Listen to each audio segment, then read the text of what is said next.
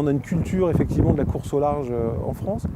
Quand on l'additionne à la culture de l'olympisme dont on parlait, à la culture de la Coupe América où on est présent également, c'est en cela aussi qu'on est probablement la première nation au monde de voileux. Et la course au large fait partie de l'ADN de la fédération. On a 3 très belles courses, on pourrait même parler de la Transquadra pour faire une 4e, mais on a la Mini Transat qui va démarrer dans quelques jours à La Rochelle, on a la Transat Jacques Vabre qui va démarrer au Havre, et puis on a le Tour du Monde en équipage, la Volvo, qui aussi va se dérouler en fin d'année. Et ça, ce sont des régates où les Français excellent, par définition. On a une vraie spécialité.